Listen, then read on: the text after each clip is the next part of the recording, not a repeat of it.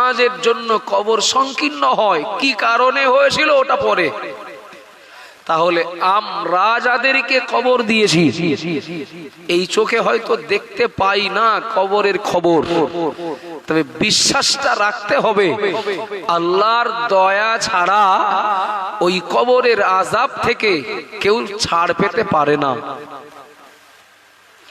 আবাজান ভাইরা মনে কি দিন, মা বোনেরা মনে রাখুন, একদিকে যেমন আমরা বুঝতে পেরেছি যে কবর সংকীর্ণ হতে পারে আমার আপনজন প্রিয়জনদের জন্য, পাশাপাশি এই শিক্ষাটাও পেয়েছি প্রিয় নবী মুহাম্মদ রাসূলুল্লাহ সাল্লাল্লাহু আলাইহি ওয়াসাল্লাম তিনি আমাদেরকে শিখিয়ে দিয়ে গেছেন যে মুরতাদের জন্য দোয়া করো, তাদের জন্য মাগফিরাত কামনা করলে, আল্লাহর কাছে দোয়া চাইলে কবরের আযাব থেকে মুরদারা রেহাই পায়।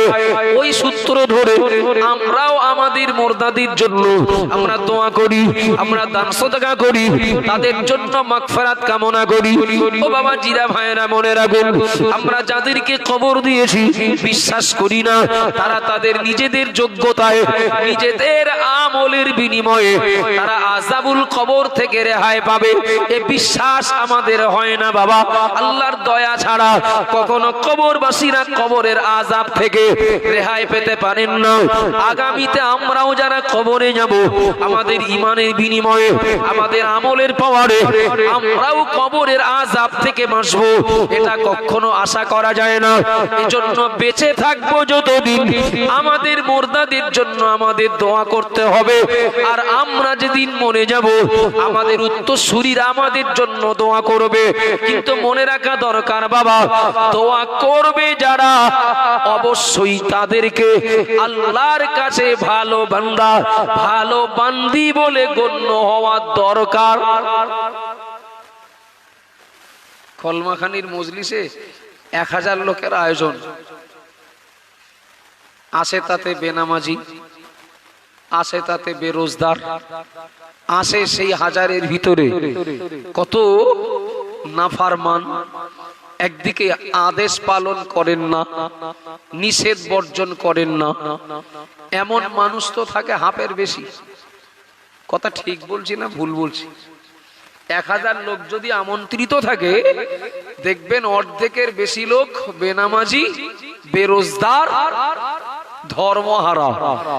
বাবা একটু সাধারণ জ্ঞানে বলবেন, যারা নিজেরাই আল্লাহর কথা শোনে না।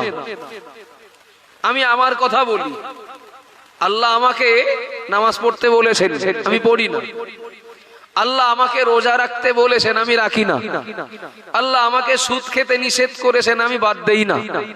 আল্লাহ আমাকে লটারি কাটতে নিষেধ করেছেন, আমি বাদ দেই না। তো আমি যদি আল্লাহর কথা না শুনি, আমার কথা আল্লাহ শুনবেন? সহজ কথা তো। আমি বলবো আল্লাহ আমার কবরবাসীদের কবরে আযাব হলে মাফ করে দেন, কবর সংকীর্ণ হলে প্রশস্ত করে দেন। আল্লাহ কবরবাসীদের কবর থেকে সমস্ত মঞ্জিলগুলোকে সহজ করে দেন। তো আল্লাহ আমাকে যা যা হুকুম করেছেন আমি আল্লাহর হুকুম মানি না।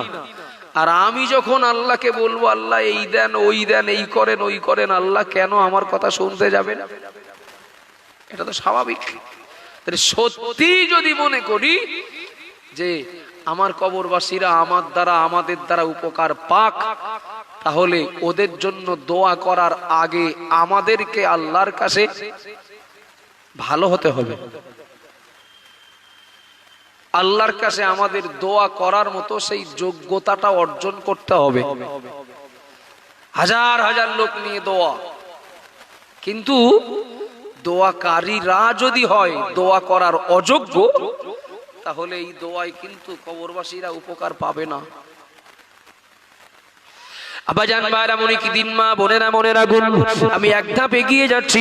প্রিয় নবী মুহাম্মদ রাসূলুল্লাহ সাল্লাল্লাহু আলাইহি ওয়াসাল্লাম বলেছেন, সায়াতি জামানুন আলা উম্মতি, আমার উম্মতিরা মনে রাখো, আমি মুহাম্মদ রাসূলুল্লাহ বলছি, এমন একটা সময় চলে আসবে, এমন একটা জামানা চলে আসবে, যে সময় যে জামানায় আমার উম্মতিদেরকে দেখতে পাওয়া যাবে ইউহিব্বুনাল কুসুরা ওয়া ইয়ানসাউনাল মাকবারা, আও কামা কামা ক্বালা আলাইহিস সালাম, আমার উম্মতি দিগকে দেখতে পাওয়া যাবে এমন একটা সময় চলে আসবে, এমন একটা জামানা চলে আসবে, যে সময় যে জামানায় আমার উম্মতিরা ওরা দুনিয়ার ঘর বাড়িগুলো ভালোবাসবে, আসল ঘর কবরের কথাটা ওরা ভুলে যাবে।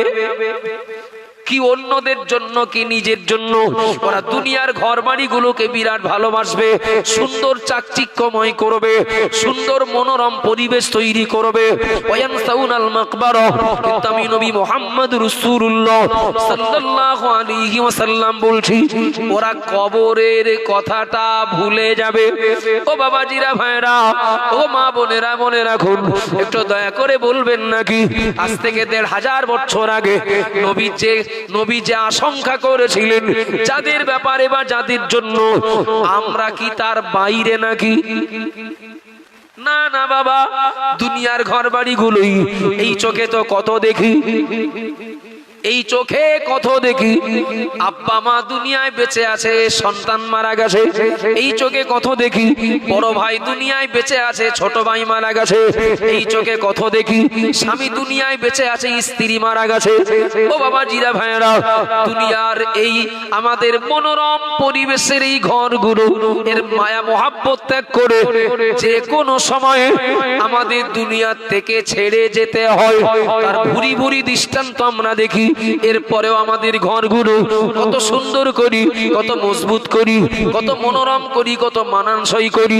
এমনকি এখন অনেক বাড়িতে এসি লাগানো হচ্ছে বাবা, আর ২-৫ বছর পরে, হয়তো ১০ বছর পরে পাওয়া যাবে প্রায় বাড়ি বাড়ি এসি লাগানো। একবার বিবেকটাকে জিজ্ঞাসা করি, নবীর ওই হাদিসটাকে একবার মনে করি। আল্লাহ নবী বলেছেন ওরা দুনিয়ার ঘর বাড়িগুলোকে ভালোবাসবে, ওয়ায়ানসাউনাল মাকবারা, কিন্তু ওরা কবরে যাওয়ার কথাটা ভুলে যাবে। দুনিয়ার জীবন কারোর জন্য ৬০ বছর, ৭০ বছর, কারো বা ৫০ বছর, কারো বা তার কম বেশি। এই সময়টাতে আমার আরাম আয়েশ বিলাসিতার জন্য যদি আমার এত সুন্দর ভাবে ঘরটা তৈরি করতে হয়, বাসগৃহটা নির্মাণ করতে হয়, কবরে যাওয়ার পরে কবরে থাকার সময়টা তো সময় সীমাটা সময় সীমা তো নির্দিষ্ট বাধা নেই, অনন্তকালের জন্য আমাকে সেখানে থাকতে হবে। ও বাবা জিরা ভাইরা, সুতরাং মনে রেখে দিন, আপনার আমার জন্য বুদ্ধিমানের কাজ হবে এটাই, দুনিয়ার ঘর বাড়িগুলো সৌন্দর্যময় করার পাশাপাশি অনন্তকাল থাকবো যেখানে, সে জায়গাটা যেন আমার জন্য মনোরম হয়, তার পাথেওটা দুনিয়ায় বেঁচে থাকাকালীন জোগাড় করা। ইমাম গাজ্জালী রহমাতুল্লাহ আলাইহি বলেছেন কত সুন্দর একটি উপমা, কত সুন্দর একটি দৃষ্টান্ত। ইমাম গাজ্জালী রহমাতুল্লাহ আলাইহি বলেছেন এমন একটা দেশ ছিল, সেই দেশের নিয়ম হলো ইলেকশন ছাড়াই প্রধানমন্ত্রী নির্বাচন হবে। কিভাবে? কেউ হতে চাইলে তাকে প্রধানমন্ত্রী করে দেওয়া হবে, এমন একটা দেশ। দৃষ্টান্তটা আমার নয়, ইমাম গাজ্জালীর। আর তার বা তিনি আমাদের মতো সাধারণ মানুষ না। এখন কেউ প্রধানমন্ত্রী হতে চাইলে তাকে করে দেওয়া হবে, সিস্টেম হচ্ছে এই। কিন্তু এমন একটা সময় এসেছে দেশে প্রধানমন্ত্রী হওয়ার আর লোক নেই, অথচ জনগণ আছে। আমরা সামান্য পঞ্চায়েত ভোটে একটা মেম্বার নির্বাচন হবে, তাই ভাই ভাই মারামারি করি, বাপ বেটাও অশান্তি হয়, পাড়া প্রতিবেশী রেশারেশি হয়, আর প্রধানমন্ত্রী হওয়ার লোক নেই, প্রধানমন্ত্রী পদ শূন্য। দুজন বিদেশি সেই দেশে ঘুরতে গেছে, যে বিভিন্ন রকম খবরাখবর নিতে নিতে জিজ্ঞাসা করেছেন যে আপনাদের এখানে এখন বর্তমানে প্রধানমন্ত্রী কে? তা বললেন প্রধানমন্ত্রী কেউ নেই। বলে প্রধানমন্ত্রী নেই তার মানে? বলছে হওয়ার লোক নেই। প্রধানমন্ত্রী হওয়ার লোক নেই, আচ্ছা আপনারা কেউ হবেন? আচ্ছা, মানে বিনা কষ্টে বিরাট বড় কোনো সুসংবাদ যদি কেউ দেয়, আমার 1 ঘন্টা কাজ করে দিলে 1 লাখ টাকা দেব, ঝাঁপ মেরে যাব না আগে ভাববো যে কাজটা বিরাট কঠিন না হলে আর 1 লাখ দেবে বলিনি? কথা বলেন না। তা আপনারা প্রধানমন্ত্রী হতে চাইলে আপনাদের করে দেওয়া হবে। প্রশ্ন তো অবশ্যই জাগবে যে এত সহজে এত বড় পদ পাওয়া যায় কি করে? নিশ্চয়ই এর ভিতরে কোনো কিন্তু আছে। কথা ঠিক না ভুল বাবা? এখন দুজন আলোচনা করছে, বলে দেখো আমরা তো ঘুরতে এসেছি, তো এত বড় সুযোগ যদি পেয়ে যায় তার বাড়ি যে লাভ নেই, প্রধানমন্ত্রী হলে হতো। তো দুজন আলোচনা চলাকালীন এরা সিদ্ধান্ত নিয়েছে যে আমরা দুজনের ভিতরে একজন প্রধানমন্ত্রী হব। গল্প নয়, একটা দারুণ শিক্ষা আছে এই কথাটার ভিতরে। দেশের জনগণ বলছেন দেখুন, আপনারা প্রধানমন্ত্রী হতে চাইলে করে দেওয়া হবে ঠিকই, তবে একটা শর্ত। শর্ত কি? 5 বছর প্রধানমন্ত্রীত্বের সময় উত্তীর্ণ হলে তাকে কিন্তু বাঁচিয়ে রাখা হবে না। অর্থাৎ বাঁচিয়ে রাখা হবে না মানে ওরা হাতে করে মারবে না। 5 বছর পরে প্রধানমন্ত্রী থাকবে 5 বছর, মেয়াদ শেষ হলে তাকে জঙ্গলে রেখে আসা হবে, দেশের জনগণই রেখে আসবে। তখন কিন্তু না বললে হবে না, আর না বললে দেশের জনগণ শুনবেও না। 5 বছর যা পারেন করেন, 5 বছর পরে বলো জঙ্গলে যে সুন্দরবনে রেখে আসবে। হঠাৎ করে মনে হলো তাই 5 বছর পরে জঙ্গলে রেখে আসবে, বলে ওই জন্যই তো হওয়ার লোক হচ্ছে না। 5 বছর তো দেখতে দেখতে ফুরিয়ে যায়, আর 5 বছর পরে তখন মনে হয় কি করতে প্রধানমন্ত্রী হতে গেলাম, যা ছিলাম ভালো, কাজকর্ম করে খাচ্ছিলাম, কেন 5 বছরের জন্য প্রধানমন্ত্রী হতে গেলাম? এই চিন্তা করেই তো এখন নতুন করে কেউ ওই দায়িত্ব নিতে চাই না। তো আপনাদের দুজনের কেউ যদি প্রধানমন্ত্রী হন, আপনাদের জন্যও কিন্তু ওই একই নিয়ম প্রযোজ্য। 5 বছর পরে বলো জঙ্গলে রেখে আসবে। আবার জানবায়রা মনে কি দিন, মা বোনেরা মনেরা গুণ, ইমাম গাজ্জালি হুজুর বললেন এ দুজন ছিলেন খুব বুদ্ধিমান, রাজি হয়ে গেলেন। দুজনের ভিতরে একজন প্রধানমন্ত্রী হবেন। দেশের জনগণকে ডেকে বললেন আপনাদের এখানকার নিয়ম আমার উপরেও প্রযোজ্য হবে। 5 বছর পরে আমাকে জঙ্গলে রেখে আসবেন। জঙ্গলটা কোথায়? তো ধরে নেন না কেন, জঙ্গলটা হলো বসিরহাট। ও বাবা জিরা ভাইরা, একটা জায়গার নাম জঙ্গল বলে, আর জঙ্গল আসে কাল তো নাও থাকতে পারে। জায়গার নাম জোড়াবটতলা, খোঁজ নিয়ে দেখুন একটাও বট গাছ নেই। জায়গার নাম নারকেল তলা, খোঁজ নিলে পাওয়া যাবে একটাও নারকেল গাছ নেই। ছিল আগে, এখন নেই, কিন্তু নামটা আছে। কথা বলেন ঠিক না ভুল? যিনি প্রধানমন্ত্রী হতে রাজি হলেন তিনি বললেন জঙ্গলে রেখে আসবো বললে হবে না, জায়গার নামটা বলেন, কোন জায়গায় রেখে আসবেন? তো জায়গার নাম বলে দিলেন। জায়গাটার নাম ধরে নেন বসিরহাট, যে 5 বছর পরে আপনাকে বসিরহাটে রেখে আসা হবে, আর বসিরহাটটাই জঙ্গল। ও বাবা জিরা ভাইরা মনেরা গুণ, ইমাম গাজ্জালি হুজুর বললেন প্রধানমন্ত্রী হতে ইচ্ছুক ব্যক্তিটা বললেন 5 বছর পরে আমাকে বসিরহাট রেখে আসা হবে, কোনো অসুবিধা নাই, কিন্তু 5 বছর প্রধানমন্ত্রীর দায়িত্ব পালন করব। এই 5 বছর আমি যা যা হুকুম করব আপনারা মানবেন তো? 5 বছর পর রেখে আসবেন বসিরহাটে, কিন্তু এই 5 বছর আমি যা বলবো, আমি যা নির্দেশ দেব, হুকুম করব, সেগুলো মানবেন তো? মানে প্রধানমন্ত্রী যা বলবে তাই। ঠিক আছে, আমি শপথ নিচ্ছি আমি আজ থেকে প্রধানমন্ত্রী। আবার জানবায়রা মনে রাখুন, মা বোনেরা মনে গেদিন গল্প নয়।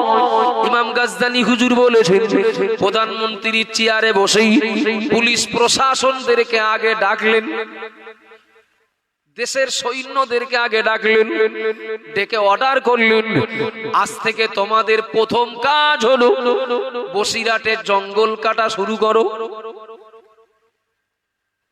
আজ থেকে তোমাদের প্রথম কাজ হলো জঙ্গল কাটা শুরু করে দাও। 5 বছর তো ক্ষমতায় থাকবেন, এই 5 বছর যা যা অর্ডার করবেন প্রধানমন্ত্রীর অর্ডার দেশের জনগণকে তো মানতেই হবে। প্রধানমন্ত্রীর প্রথম অর্ডার হলো আজ থেকে জঙ্গল কাটা শুরু করে দাও।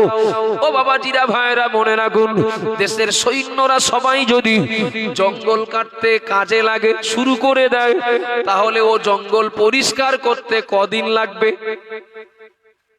প্রধানমন্ত্রীর চিন্তা হলো 5 বছর তো থাকবো প্রধানমন্ত্রী, বাকি সময়টা তো বসিরহাটে কাটাবো, সুতরাং এই জায়গার তুলনায় আমার ওই জায়গাটা সুন্দর বেশি করার দরকার। জঙ্গল কাটা শুরু হলো, অল্প দিনের ভিতরে প্রধানমন্ত্রীর কাছে খবর চলে আসলো সে তো জঙ্গল আর নেই, পরিষ্কার। জঙ্গলই যদি না থাকে হিংস্র বন্যজন্তু থাকবে? কথা বলেন না, থাকবে না। জঙ্গল পরিষ্কার হয়ে গেছে, এবার কি করবো বলেন? বলে ওখানে ইট, বালি, পাথর, রড, সিমেন্ট, নামি দামি মানে এসব সরঞ্জাম নিয়ে যাও, মিস্ত্রি লাগিয়ে দাও, ওখানে বিরাট রাজপ্রাসাদ বানাও, 5 বছর পরে থাকবো তো আমি ওখানে। কিন্তু এর আগের প্রধানমন্ত্রী যারা ছিলেন এই বুদ্ধিটা, এই যুক্তিটা কারোর মতে আসেনি। 5 বছর বিরাট বিলাসিতার জীবন কাটিয়ে 5 বছর পরে জঙ্গলে যেতে হয়েছে, তাই এখন আর নতুন করে কেউ আর যেতে রাজি হয় না, নতুন করে কেউ আর ওই পদের দায়িত্ব নিতে চাই না। কিন্তু এই ব্রেনটা, এই যুক্তিটা ওদের মাথায় ছিল না বলে ওরা 5 বছর মেয়াদ উত্তীর্ণ হলে কেউ বাঘের পেটে, কেউ সিংহের পেটে, কেউ হিংস্র অন্য বন্য জন্তুর পেটে গেছে। কিন্তু এ প্রধানমন্ত্রী দায়িত্ব নিয়েই বললেন জঙ্গল পরিষ্কার করো, জঙ্গল পরিষ্কার হয়ে গেল, এবারের অর্ডার ওখানে বিরাট রাজপ্রাসাদ তৈরি করো। আব্বাজান, ভাইরা, মনিকিরিন, ও মা বোনেরা, মনে রাখুন, প্রিয় নবী মুহাম্মদুর রাসূলুল্লাহ সাল্লাল্লাহু আলাইহি ওয়াসাল্লাম নবী আমার পাক জবানে জানিয়ে দিলেন, কুনু ফিদ দুনিয়া কান্নাকা গরিব, আও কামা ক্বালা আলাইহিস সালাম। আল্লাহর নবী বলেছেন, আমার উম্মতিরা মনে রাখো, কুনু ফিদ দুনিয়া কান্নাকা গরিব, আও কামা ক্বালা আলাইহিস সালাম। আমি মুহাম্মদুর রাসূলুল্লাহ বলছি, দুনিয়াটা তোমাদের জন্য মুসাফির খানা, দুনিয়াটা তোমাদের জন্য মুসাফির খানা, আর তোমরা হলে ওই মুসাফির খানার মুসাফির।